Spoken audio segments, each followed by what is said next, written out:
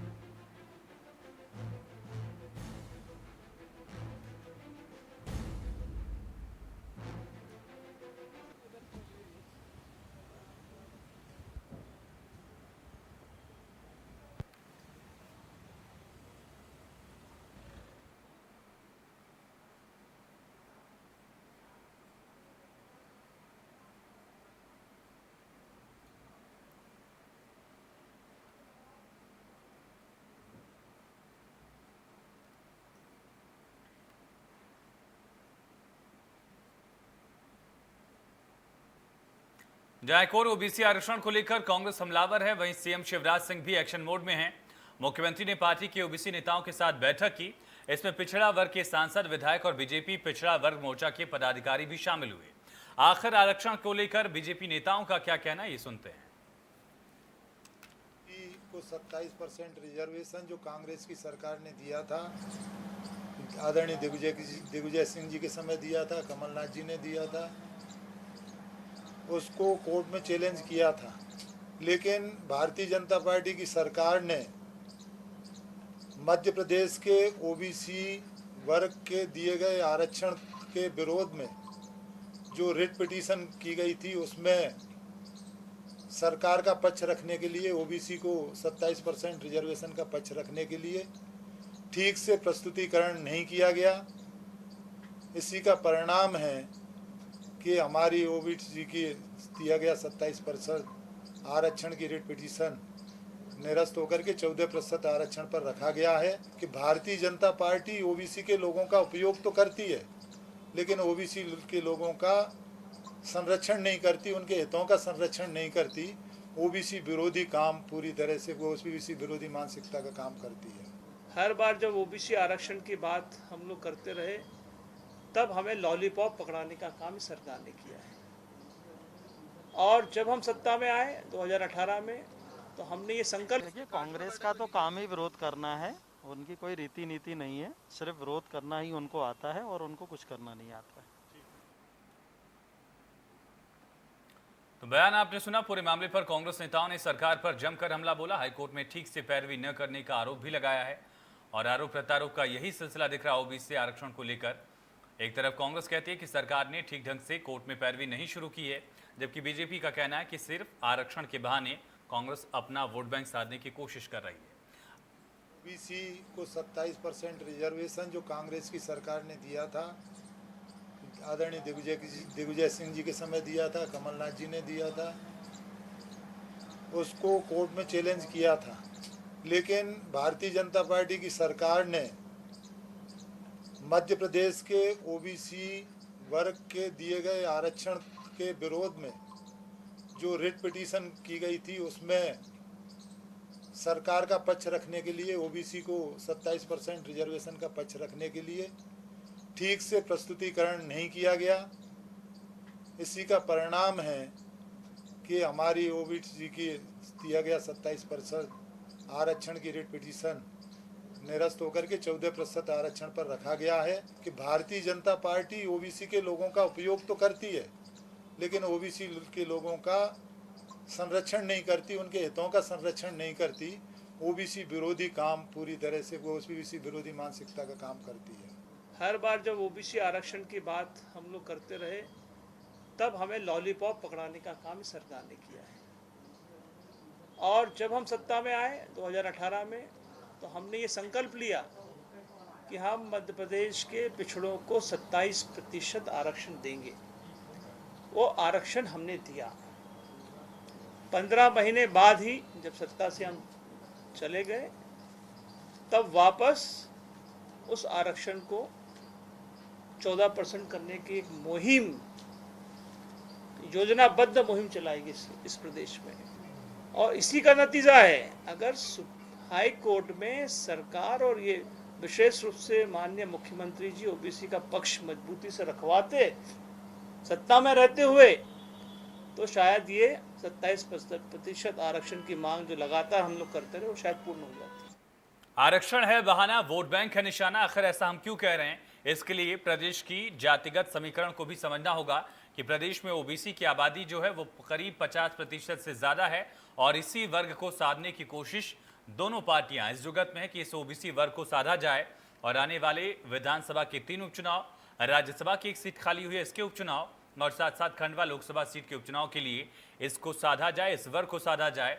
और साथ साथ अगर 2023 का विधानसभा चुनाव का रण जीतना है, तो दोनों पार्टियां इस बात को बखूबी जानती हैं और समझती हैं कि ओबीसी वर्ग का कितना बड़ा रोल हो सकता है सत्ता फिर से देने में या सत्ता फिर से छीनने में। और इसी वजह से दोनों ही राजनीतिक जो पार्टियां हैं वो ओबीसी वर्ग पर निशाना साध रही हैं, और साथ साथ कोशिश ये करें कि ओबीसी आरक्षण मुद्दे पर इस तरह से सियासत की जाए कि ओबीसी वोट बैंक जो है वो उनके पाले में पूरी तरह से आए। ये पूरी कवायद दिख रही है। इसके अलावा आरोप प्रत्यारोप का सिलसिला भी दिख रहा है। आरोप प्रत्यारोप का सिलसिला वो जिसमें कांग्रेस से कहती है कि हमने अपनी सरकार में 14% ओबीसी आरक्षण को बढ़ाकर 27% किया, क्योंकि प्रदेश में आबादी ओबीसी वर्ग की 50% है, इसलिए आबादी के हिसाब से उसको आरक्षण मिलना चाहिए, उस हिसाब से उसको नौकरी मिले, उस हिसाब से उसको प्रतिनिधित्व मिले। बीजेपी का यह कहना है कि कांग्रेस ऐसा करना ही नहीं चाहती थी। कांग्रेस सिर्फ इसे कानूनी दांवपेच में उलझाकर वोट बैंक हासिल करना चाहती थी। चुनाव में सत्ता हासिल करने की कोशिश में कांग्रेस ने ऐसा फैसला लिया था, जबकि कांग्रेस बखूबी जानती है कि आरक्षण 50% से अगर ज्यादा बढ़ता है तो ऐसे मामले को कानूनी आधार पर हाईकोर्ट में चुनौती दी जा सकती थी, और कांग्रेस जानबूझकर बहानेबाजी कर रही है। यह गंभीर आरोप बीजेपी की तरफ से कांग्रेस पर लगाया गया। हालांकि एक बड़ा पहलू आज भी हुआ। जिस तरह से मंगलवार को बैठक हुई, और दरअसल बैठक हुई, मुख्यमंत्री शिवराज सिंह चौहान ने यह बैठक की अध्यक्षता की, और इसमें ओबीसी वर्ग से जुड़े बीजेपी के सांसद विधायक मौजूद थे, ओबीसी मोर्चा के लोग भी इसमें मौजूद रहे। और ये रणनीति तैयार की गई है कि आखिर कैसे ओबीसी वर्ग को साधा जाएगा। जो ओबीसी वर्ग के लिए खास तौर पर योजनाएं हैं उनको कैसे आखिरी शख्स तक पहुंचाया जाए, इसको लेकर चर्चा की गई है। इसी को लेकर लगातार आरोप प्रत्यारोप का सिलसिला भी दिख रहा है, और इसी पर चर्चा के लिए हमारे साथ कांग्रेस के प्रवक्ता अमित तांवरे जी जुड़ चुके हैं। अमित जी, बहुत स्वागत है आपका इस चर्चा में। अमित जी, जो सबसे बड़ा सवाल बीजेपी की तरफ से आपसे पूछा जा रहा है कि अगर आपको ये पता था कि ओबीसी वर्ग को आरक्षण देना है, तो आप लोगों ने इतनी देर क्यों की? और आप लोगों को ये भी पता था कि ये मामला जो है हाईकोर्ट में जाकर रुक जाएगा, इस वजह से आप लोगों ने ऐसा जानबूझकर किया सिर्फ सियासी फायदा लेने के लिए? देखिए, सबसे पहली बात तो यह है कि सरकार जो है वो भारतीय जनता पार्टी की है, और सवाल वो लोग हमसे कर रहे हैं। हमारा ये नैतिक अधिकार है, हम विपक्ष में हैं, हम सरकार से हमको सवाल पूछना चाहिए और सरकार को इसका जवाब देना चाहिए। लेकिन फिर भी आपने पूछा है तो मैं जवाब दूंगा। जैसा कि भारतीय जनता पार्टी कह रही है कि इतनी देर सवेर क्यों किया। अरे भाई, हमने तो 2003 में भी आरक्षण लागू करा था, लेकिन उसके बाद जब भारतीय जनता पार्टी की पिछड़ा वर्ग विरोधी सरकार अस्तित्व में आई, उसने 10 साल ये मामला अटकाए रखा, और लास्ट में क्या हुआ, वो भी निरस्त हो गया। उसके बाद 2018 में हमने अपने जो हमने वचन दिया था उस आधार पे 14% से बढ़ाकर 27% हमने उसको किया। लेकिन दुर्भाग्य से फिर वही शिवराज सरकार ने कोर्ट में कमजोर पक्ष रखते हुए ये मौका भी गवा दिया। और ये लोग राजनीति की बात करते हैं, ये वोट की बात करते हैं। अरे हमने कोई राजनीति और वोट की बात नहीं करी है।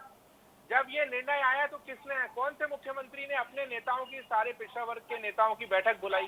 क्यों बैठक बुलानी पड़ी मुख्यमंत्री जी को? राजनीति हम नहीं करते, राजनीति इनके मंत्री करते हैं। मैंने इनके एक राज्य मंत्री जो रामखिलावन पटेल है वो ये बता रहे थे कि कांग्रेस ने जो है झुंझुना पकड़ा दिया था पिछड़ा वर्ग के लोगों को और बड़ी घोषणा करी थी कि भाई मैं जो है इस आरक्षण का लाभ नहीं लूंगा। तो ये राजनीति की बात हम लोग तो करते ही नहीं है। जिसका जो अधिकार है उसको मिलना चाहिए, जिस की जो मांग है उसको वो मिलना चाहिए। तो आखिर क्यों इतनी दिक्कत जाती है? दो बार आपने ये मौका गवा दिया और आपकी सरकार थी। सवाल तो नहीं, अमित जी आपको ऐसा क्यों लगता है कि मौका गवा दिया? अभी फिलहाल मामला तो हाईकोर्ट में लंबित, अगली सुनवाई की तारीख भी आ गई। आपको लगता है कि अभी भी बीजेपी पैरवी नहीं कर रही है, यानी कि सरकार की तरफ से जो अधिवक्ता है वो पैरवी नहीं कर रहे हैं? देखिए, जो सही पक्ष रखना चाहिए वो सही पक्ष ये सरकार नहीं रख रही है, क्योंकि इसलिए और शंका के बादल उठ रहे हैं क्योंकि 2003 में भी ये मौका चला गया था, 10 साल अटकाया रहा, काफी निरस्त हो गया था। और अभी भी भारतीय जनता पार्टी के जो मुख्यमंत्री जी हैं वो सिर्फ बैठकें कर रहे हैं अपने अपने नेताओं के साथ और चुनावों की चिंता उनको है कि किस तरीके से ये डैमेज कंट्रोल किया जाए। तो मैं एक बार आपको फिर ये बात बताना चाहता हूँ कि हमारी नीति और नियत दोनों ही सकारात्मक थी पिछड़ा वर्ग को लेकर। इसलिए 2003 में भी हमने ये मामला रखा और 2018 में भी हमने करा, लेकिन किसी के कारण भारतीय जनता पार्टी सरकार आई और फिर से ये मौका जो है आप और हम सब। लेकिन अमित जी, बीजेपी का ये दावा है कि हमने ओबीसी वर्ग को प्रतिनिधित्व देने का काम किया है, हमने केंद्रीय मंत्रिमंडल में शामिल किया, प्रदेश में हमारे ओबीसी के विधायक सांसद हैं, सबसे ज्यादा सांसद और सबसे ज्यादा विधायक ओबीसी वर्ग के हमारे हैं। तो ऐसे में कांग्रेस सिर्फ दिखावा और छलावा करने की कोशिश में उपचुनाव जीतने की कवायद में ऐसी रणनीति और ऐसी राजनीति कर रही है। ये तो भारतीय जनता पार्टी ने बहुत अच्छा बयान दिया है, आप इससे खुद समझ सकते हैं। पिछड़ा वर्ग के लोगों का वोट लेकर ये जो नेता हैं विधायक बन जाते हैं, 3-3 मुख्यमंत्री देते हैं, लेकिन आपने उस वर्ग के कल्याण के लिए क्या किया है? ये कौन सी परिभाषा हो गई कि यदि जनता ने इस वर्ग के विधायकों को ज्यादा संख्या में जिताया है तो ये क्या आप ये सही साबित हो गया कि आपने उस वर्ग के कल्याणकारी योजनाएं चलाई हैं या आपने आरक्षण दे दिया? आपने तो उस वर्ग को भ्रमित करके वोट जो है हासिल करा। उसके बदले आपने उस वर्ग को क्या दिया? 2003 में हमने दिया। ये सभी लोग जानते हैं, पूरे मध्य प्रदेश ही नहीं देश के लोग जानते हैं कि इस वर्ग को लेकर कांग्रेस ने क्या क्या काम किया है। मध्य प्रदेश की हम बात करें तो 2 बार हमने किया है, लेकिन ये जवाब नहीं दे पाएंगे कि 2 बार इनके रहते हुए क्यों ये मौका निकला। तो ये सवाल जवाब जो है ये भारतीय जनता पार्टी की शुरू से ये नीति रही है। ये जब भी जवाब देने की स्थिति में आते हैं तो ये भाग जाते हैं या फिर उल्टा विपक्ष से ही सवाल करने लगते हैं। मैं इनसे टेक्निकली रूप से पूछना चाहता हूं कि भाई आपके समय में 2 बार ऐसा क्यों हुआ? चलिए, बीजेपी से अगर कोई जुड़ता है तो ये तमाम सवाल हम रखेंगे बिल्कुल अमित जी, लेकिन दावा ये भी है, दावा क्या है, एक मुखर सवाल है कांग्रेस से कि 60 साल में कांग्रेस जो नहीं कर पाई वो बीजेपी ने कर दिखाया। पिछड़ा वर्ग आयोग को मान्यता हमने दी जो कि कांग्रेस कभी नहीं कर पाई। मंडल की सिफारिशों को लागू करने के सिलसिले में लगातार राजनीति होती रही, लेकिन पिछड़ा वर्ग आयोग को मान्यता हमने दी ताकि पिछड़ा वर्ग के जो लोग हैं उनको उनका अधिकार मिल सके। मैं किसी के कही हुई बातों पर विश्वास नहीं रखता आयुष जी। आप 1947 से लेकर हमारा शासन जब रहा है, आप उसके आंकड़े निकालेंगे तो आपको खुद स्वतः ही पता चल जाएगा कि कौन सी सरकार ने, किस पार्टी ने पिछड़ा वर्ग के लिए कल्याणकारी काम किया है। ये तो कहने को कुछ भी कह देते हैं, ये तो झूठ बोलने वाले लोगों की पार्टी है। मैं आपको यदि इनके वादे याद दिलाऊंगा तो वो दूसरा विषय हो जाएगा। इन्होंने कौन सा वादा अपना निभाया है किसी भी वर्ग को लेकर? अमित जी, यहाँ पर सवाल ये भी उठता, चलिए जो आपके सवाल अगर बीजेपी से जुड़ता है, जैसा मैंने कहा कि वो सवाल रखेंगे हम, लेकिन जातियों के लिहाज से क्यों देखा जाता है जनता को? ओबीसी में, एससी में, एसटी में, जनरल में बांटा क्यों जाता है? सिर्फ चुनाव के लिहाज से और कोई भी कारण है? क्योंकि राज्यसभा का उपचुनाव होगा, लोकसभा का एक उपचुनाव होगा, खंडवा सीट पर थावरचंद गहलोत साहब ने राज्यसभा से इस्तीफा दिया, उनकी सीट खाली हो गई। 3 विधानसभा के उपचुनाव होंगे, इसके लिए सीटें खाली हैं। तो ऐसा तो नहीं कि जातियों के लिहाज से देखने का कारण जनता को सिर्फ चुनाव है? देखिए, कांग्रेस पार्टी इस देश की सबसे पुरानी पार्टी है। सबसे पुराना इतिहास यदि किसी का रहा है तो वह मेरी पार्टी का रहा है, और बड़ा गौरवान्वित महसूस करता हूं मैं, जब आजादी की लड़ाई हो रही थी तो मेरी पार्टी के स्वतंत्रता संग्राम सेनानियों चलिए ने ठीक है, मैं सभी मैं के लौटता हूँ। साथ राजपाल सिसोदिया जो हमारे साथ जुड़ चुके हैं। राजपाल जी बहुत स्वागत है सर, सवाल से ही स्वागत है। कांग्रेस का ये कहना है कि 2003 में भी हम आरक्षण दे के गए थे, लेकिन जब तक वापस लौटते तब तक आरक्षण निरस्त हो गया। इस बार भी देकर गए, लेकिन इस बार भी निरस्त होता हुआ ही दिख रहा है आप लोगों की वजह से। राजपाल जी। देखिए, कांग्रेस सिर्फ बातें करती है, प्रक्रिया का पालन नहीं करती। अभी बात चल रही थी पिछड़ा वर्ग आयोग की। जी कांग्रेस ने इतने साल शासन करा, पिछड़ा वर्ग की बात करी, पर उसको संवैधानिक दर्जा नहीं दिया, उसको अटका के रखा। कांग्रेस विषय को अटका के रखते हैं, ये इनकी पुरानी पॉलिसी है। विषय को अटका के रखना, लोगों को उलझा के रखना और कुछ स्पष्ट नहीं होने देना। अगर कमलनाथ जी के मन में इतना ही था पिछड़ा वर्ग को देने का कुछ, तो संवैधानिक प्रक्रिया का पालन करके लागू करके जाते। आप ताबड़तोड़ में इस प्रकार से करके चले गए कि जिसको किसी व्यक्ति ने जाकर कोर्ट में चैलेंज कर दिया। भारतीय जनता पार्टी ने तो चैलेंज नहीं करा ना, जो उससे प्रभावित पक्ष था उसने चैलेंज कर दिया। चैलेंज करा तो आपकी प्रक्रिया गलत थी, इसलिए कोर्ट में जाके वो मामला उलझ गया। अगर आप उसको संवैधानिक प्रक्रिया से उस प्रोसेस को फॉलो करके इस प्रकार के काम को करते, आरक्षण लागू करके जाते, प्रोसेस फॉलो करके, हमारे हर चीज का प्रोसेस, हमारे एक प्रक्रिया है, उस प्रक्रिया को सरकार को भी पालन करना पड़ता है। इन्होंने नहीं किया, इसी वजह से कोर्ट में जाके लेखुने में वो फंसा। उसका नतीजा ये हुआ कि आज सामान्य वर्ग, ओबीसी वर्ग और जनरल एसटी सारे लोग सफर कर रहे हैं। आज मध्य प्रदेश एमपीपीएससी नहीं करा पा रही थी, आज हम भर्ती नहीं कर पा रहे। क्यों? क्योंकि वहां से कोर्ट से स्टे लगा हुआ है। जब तक वो स्थिति क्लियर नहीं होती तब तक नहीं। उसको लेकर तो मंजूरी मिल गई है राजपाल जी, कोर्ट ने मंजूरी दे दी कल ही। काम आपने कर दिया हाँ। और कोर्ट के अंदर भारतीय जनता पार्टी ने, सरकार ने जाकर अपना पक्ष रखने का काम किया। अब चूंकि माननीय न्यायालय में कोई विषय है, वो विषय तो राजपाल जी ये मान लिया जाए, अगर आप कह रहे हैं कि संवैधानिक दांवपेच को बिना समझे हुए कांग्रेस ने ऐसा किया था, अगर बिना संवैधानिक दांवपेच को समझे हुए कांग्रेस ने ऐसा किया था जैसा आप कह रहे हैं, तो मान लिया जाए कि इस बार भी आरक्षण ओबीसी का निरस्त हो जाएगा, जो कमलनाथ सरकार ने फैसला लिया था, ये मान लिया। भारतीय जनता पार्टी की सरकार सदैव से ओबीसी वर्ग के हितों का संरक्षण करने में रही है। अगर हमें 2003 में इस सरकार के अंदर मौका मिलता है मध्य प्रदेश में सरकार बनाने का, जनता मौका देती है, तो हम ओबीसी वर्ग के उमा भारती जी को, बाबूलाल गौर जी को और आज माननीय मुख्यमंत्री शिवराज सिंह चौहान जी को, तीन मुख्यमंत्री ओबीसी वर्ग के देने का काम भारतीय जनता पार्टी ने किया। ठीक है, कांग्रेस बताते उन्होंने किसको दिया? ठीक है। देश के प्रधानमंत्री। देखिए, हम इस विषय पे बात, हम इसमें आरक्षण में बहुत जाना नहीं चाहते। हम जाति समाज में, समाज को बांटना नहीं चाहते टुकड़े टुकड़े में। बात होती है अगर ऐसा नहीं है तो फिर ओबीसी नेताओं की बैठक क्यों बुलाई गई आज फिर? देखिए, अगर इस वर्ग पे हमला होगा, इस वर्ग की बातों को लेकर इस वर्ग को बरगलाने का और भ्रमित करने का काम कांग्रेस करेगी, तो काउंटर तो राजनीतिक पार्टी होने के नाते हमको करना पड़ेगा ना, हमको जवाब तो देना पड़ेगा ना। अगर कमलनाथ जी गलत तथ्यों के आधार पर हमारे पिछड़ा वर्ग के बंधुओं को भ्रमित करने का काम करेंगे, उनकी कांग्रेस भ्रमित करने का काम करेगी, जो खुद तो कुछ करने ठीक है अमित जी, आप लोग बरगलाने की कोशिश कर रहे हैं, इसी मकसद से समझाने की कोशिश में भाजपा अपने नेताओं को भी समझाएगी, ओबीसी वर्ग को भी समझाएगी कि आप लोगों ने बिना कानूनी दांवपेच को समझे हुए, संवैधानिक पहलुओं को समझे हुए दोनों बार बीच में लटका दिया ओबीसी आरक्षण का फैसला। जबकि कहीं पर भी कांग्रेस की सरकार अगर प्रदेश में रही हो, किसी भी प्रदेश में ओबीसी आरक्षण को लेकर या किसी भी आरक्षण को लेकर ऐसा फैसला कांग्रेस अब तक ले नहीं पाई है। देखिए, झूठ बोलने वाले लोगों की पार्टी है। जैसा कि भाजपा के नेता ये बोल रहे हैं कि इसमें टेक्निकल गलती करी गई या आपने प्रक्रिया सही पूरी नहीं करी। अरे भाई, 2003 में जब हमने किया था, उसके बाद 15 साल आपकी सरकार थी, आप लोगों ने ऐसा क्यों नहीं किया? क्यों 10 साल तक मामला अटका रहा? ये झूठ बोलने वाले लोग हैं, ये किसी वर्ग का जो है वो हित नहीं चाहते हैं, सिर्फ अपनी राजनीतिक रोटियां सेकने के लिए। आप देखिए कि मुख्यमंत्री जी, अमित जी शायद आपका फोन डिस्कनेक्ट हो गया, फिर से लौटते हैं आपके पास। लेकिन राजपाल जी, गंभीर आरोप है कि 15 साल तक आप लोगों को सत्ता मिली रही, लेकिन ओबीसी वर्ग के लिए अगर कांग्रेस ने गलत तरीके से किया था, संवैधानिक पहलू को फॉलो नहीं किया, तो फिर आप लोग फॉलो कर लेते 15 साल में। इसके लिए फिर से कांग्रेस सरकार का इंतजार क्यों करना पड़ा? इसी 15 साल में ओबीसी वर्ग का सम्मान बढ़ाने का काम हमने किया है। हमने आयोग को संवैधानिक दर्जा देने का काम किया, जो अपने आप में बहुत महत्वपूर्ण संवैधानिक कार्य हुआ है। अमित जी का फोन कनेक्ट करिए। हाँ राजपाल जी कहिए। बाकायदा हमने प्रोसेस का पालन करके उसको किया, जिसे कोई भी चैलेंज नहीं कर सका।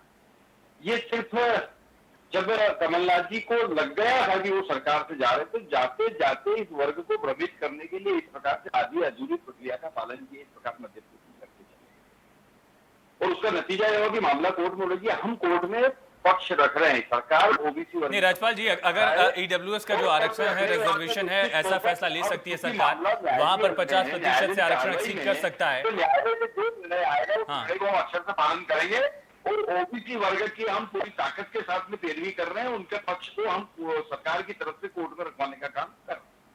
राज्यपाल जी, अगर 13% जनरल वर्ग के लिए 10% का ईडब्ल्यूएस आरक्षण आ सकता है केंद्र सरकार की तरफ से, तो प्रदेश में 50% ओबीसी आबादी के लिहाज से 27% आरक्षण के लिए खुद बीजेपी ने कोशिशें क्यों नहीं की?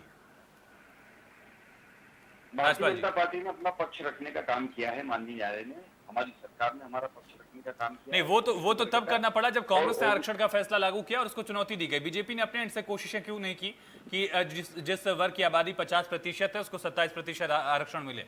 नहीं, भारतीय जनता पार्टी की सरकार ने ओबीसी वर्ग को मूल रूप से सभी स्थानों पर स्थान देने का काम किया है। हमने पूरे आज हमारे नेताओं की भी बैठक हुई थी और आपके सामने जानकारी आई, हमने कितने स्थानों पर ओबीसी वर्ग को बिठाने का काम किया। अगर मध्य प्रदेश की बात करें, अमित जी आपको आवाज मिल रही है क्या? मध्य प्रदेश ठीक है, मैं लौटता हूँ ओबीसी वर्ग के ही। ठीक है ठाकुर साहब, मैं लौटता हूँ आपके पास। अमित जी आपको आवाज मिल रही है मेरी? अमित जी आप सुन पा रहे हैं मुझे? चलिए, शायद अमित जी की आवाज पहुंच नहीं पा रही हम तक। लेकिन राज्यपाल जी, अब जब ऐसा कहा जा रहा है कि कांग्रेस ने कानूनी दांवपेच को बिना समझे, बिना संवैधानिक पहलुओं को समझे हुए ऐसा फैसला लिया, तो ऐसा समझा जाए कि अब ओबीसी आरक्षण को लेकर बीजेपी नई कवायद करेगी, या फिर अगर ये फैसला निरस्त होता है कोर्ट में, जिस तरह से पहले हुआ था उस तरह से होता है, तो इसे यहीं भूल जाया जाए? नहीं, ऐसा नहीं है, ऐसा नहीं है जैसा आप बता रहे हैं। वास्तविक में जब माननीय न्यायालय में पक्ष रखने की स्थिति जब सरकार की बनी, तो हमने पूरे पक्ष को रखने का काम किया और वो पक्ष ओबीसी वर्ग के पक्ष में गया है और वो हमने रख दिया है। उस पर बहस चल रही है और शीघ्र ही उसमें निर्णय आएगा, उस निर्णय को हम लागू करने का काम करेंगे। एक बात। दूसरी अमित जी, बात, वक्त कम है मेरे पास, इस वजह से संक्षेप में ही समझना चाहेंगे कि आखिर कांग्रेस ने सत्ता रहते हुए किसी भी राज्य में इस तरह का फैसला क्यों नहीं लिया, और अगर संवैधानिक इसकी मान्यता थी तो बाकी राज्यों में भी इस तरह की कोशिश आबादी के लिहाज से आप कर देते? हेलो अमित जी, हाँ कहिए सर, आवाज आ रही, कहिए। देखिए, सबसे पहले मैं भाजपा नेता की उस बात का जवाब दूंगा जिस तरीके से उन्होंने कहा कि हमने 3 मुख्यमंत्री दिए हैं और ऐसा करा वैसा करा है। 2003 हम सबको याद है जब उमा भारती जी ने बहुत परिश्रम करके भारतीय जनता पार्टी की सरकार लाई थी और उनके साथ प्रदेश भाजपा कार्यालय के अंदर से किस तरीके से उनको खदेड़ा गया था, ये आपने हमने सबने देखा है किस तरीके से ये लोग व्यवहार करते हैं। और रही बात मेरी, मैं फिर से इस बात को दोहराना चाहूंगा कि जैसे वो कह रहे हैं कि भाई हमने टेक्निकल गलतियां करी हैं, 2003 में हमने किया था तो इनको 15 साल क्यों लग गए और क्या प्रयास इन्होंने ओबीसी आरक्षण के लिए इतने समय में किए, ये बताएं हमको।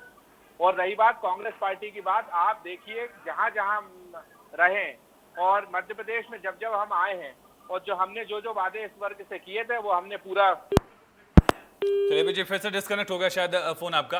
राज्यपाल जी, आखिर में आपसे ही चाहेंगे एक आखिरी कमेंट, ठीक है? हाँ कहिए। हाँ, 2003 की बात कर रहे हैं तो 2003 के पहले 10 साल से, मतलब 1993 से ये सरकार भी थी, 2 कार्यकाल में इनको पिछड़ा वर्ग की याद नहीं है। जब इनकी सत्ता सरकती हुई दिखी 2003 में, इनके खिलाफ वातावरण दिखा और उमा भारती के रूप में भारतीय जनता पार्टी से नेता जब दिखने सामने दिखे तो ओबीसी वर्ग में दोनों भेदा करने के लिए उस समय भी आधे अधूरे इसको उलझा के जाने का काम इन्होंने किया था, जो आज तक नहीं सुलझ सका।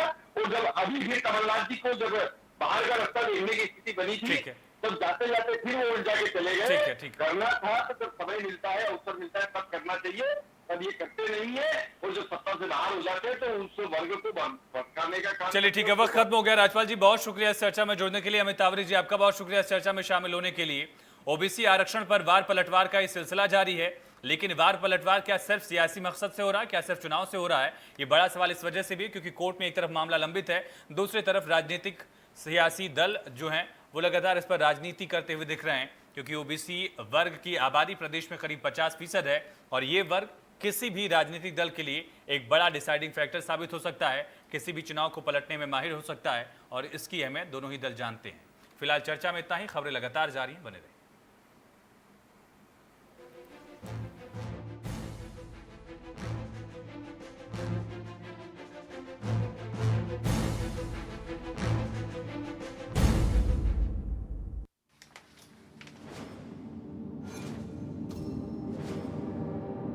जो बोले अपने बाप से थोड़ी समझ उधार ले, बजरंग कहीं और हाथ पैर मार ले, उसको पलट दे।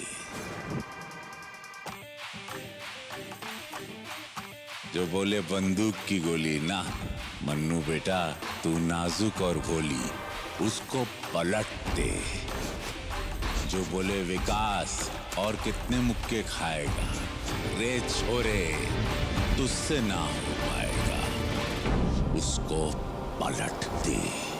जो बोले अब भी टाइम है मान जाओ, टीम बनानी है तो 11 की बनाओ, उसको पलट दे।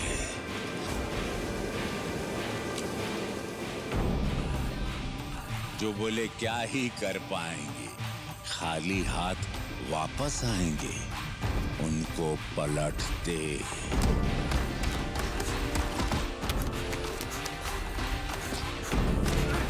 क्योंकि तूफान वही है।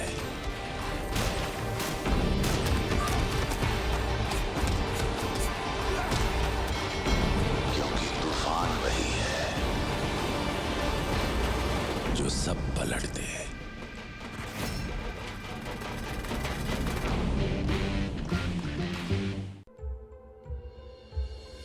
मैं कीटनाशक लेकर आता हूँ। इतनी सारी तो पड़ी है। कपास में गुलाबी इल्लियाँ, थ्रिप्स व हरा तैला, तीनों ने उत्पाद मचा रखा है। एक और दवाई लानी पड़ेगी। इतनी सारी दवाओं को मिक्स करने की जरूरत नहीं है, एक ही काफी है, पड़गम। गुलाबी इल्ली, थ्रिप्स और हरा तैला, तीनों का सफाया करे पड़गम। प्रगतिशील किसान की पहली पसंद धर्मज क्रॉप गार्ड का पड़गम।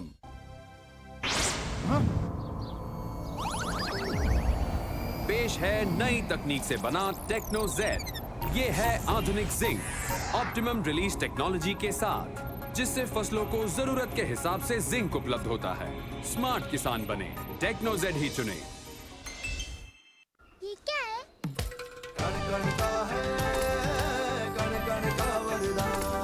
लाखों किसानों के खेतों में दौड़ती क्रांति की लहर फर्टेरा। रोपाई के 15 से 30 दिन में 4 किलो प्रति एकड़ दे तना छेदक पर लंबे समय तक नियंत्रण। फर्टेरा, कण कण में क्रांति। मैं कीटनाशक लेकर आता हूँ। इतनी सारी तो पड़ी है। कपास में गुलाबी इल्लियाँ, थ्रिप्स व हरा तैला, तीनों ने उत्पाद मचा रखा है। एक और दवाई लानी पड़ेगी। इतनी सारी दवाओं को मिक्स करने की जरूरत नहीं है, एक ही काफी है, पड़गम। गुलाबी इल्ली, थ्रिप्स और हरा तैला, तीनों का सफाया करे पड़गम। प्रगतिशील किसान की पहली पसंद धर्मज क्रॉप गार्ड का पड़गम। मेरी फसल की उपज कम क्यों हो रही है? इसका मुख्य कारण है असंतुलित पोषक तत्व और क्षार। इसका उपाय है फर्टिस। फर्टिस 90% WDG सल्फर खाद है। रीप मार्क वाला फर्टिस इस्तेमाल करो और उपज बढ़ाओ। मिट्टी की जरूरत फर्टिस। अब कैसी भी आपदा हमारी फसल पे आ जाए, क्षति होने पर हमारे दावों का उचित भुगतान मिलता है, क्योंकि हमने लिया है प्रधानमंत्री फसल बीमा। बुआई से फसल कटाई तक हर जोखिम का दावा, न्यूनतम प्रीमियम पर अधिकतम भुगतान का वादा। योजना से हर साल जुड़ रहे हैं 5 करोड़ से ज्यादा किसान। अब आपकी है बारी। नजदीकी कृषि कार्यालय, सहकारी समिति, बैंक शाखा, अधिकृत बीमा कंपनी या जन सेवा केंद्र में स्वेच्छा से करा सकते हैं पंजीकरण। फसल बीमा पोर्टल या फसल बीमा ऐप द्वारा भी किया जा सकता है पंजीकरण। प्रधानमंत्री फसल बीमा योजना, आपकी फसलों का संपूर्ण सुरक्षा कवच। कृषि एवं किसान कल्याण मंत्रालय, भारत सरकार। घर से बाहर जाना मतलब बीमारी का खतरा, और बीमारी कभी भी किसी को भी हो सकती है, इसीलिए तैयारी जरूरी है। PolicyBazaar.com पे 1 करोड़ का हेल्थ इंश्योरेंस और टर्म लाइफ इंश्योरेंस सिर्फ 400 रुपए महीने से शुरू। PolicyBazaar.com। मेरी फसल की उपज कम क्यों हो रही है? इसका मुख्य कारण है असंतुलित पोषक तत्व और क्षार। इसका उपाय है फर्टिस।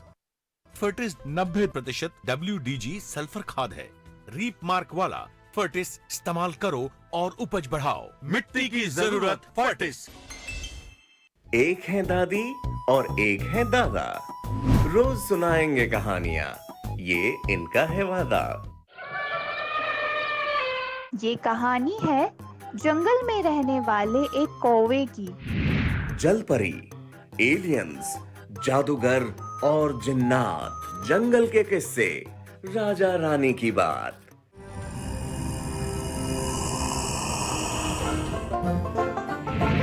धार्मिक त्योहार और रामकृष्ण की कथाएं, पंचतंत्र की मजेदार कहानियां हमें नया ज्ञान सिखाएं। हे कृष्ण, मुझे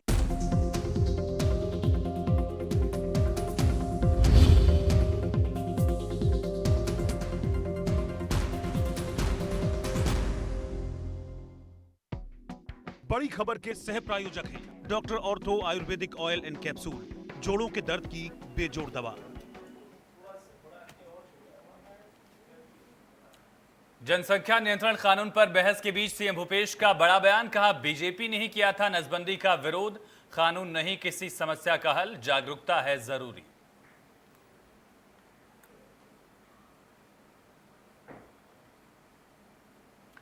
ओबीसी आरक्षण के मुद्दे पर एक्टिव हुई बीजेपी, सीएम शिवराज के साथ ओबीसी विधायक और सांसदों की बैठक, सीएम हाउस में हुई चर्चा। एमपी बोर्ड 10वीं के नतीजे घोषित, अब की बार सभी पास, इस बार मेरिट लिस्ट नहीं, नाखुश छात्र दे सकेंगे एग्जाम, सीएम शिवराज ने दी बधाई।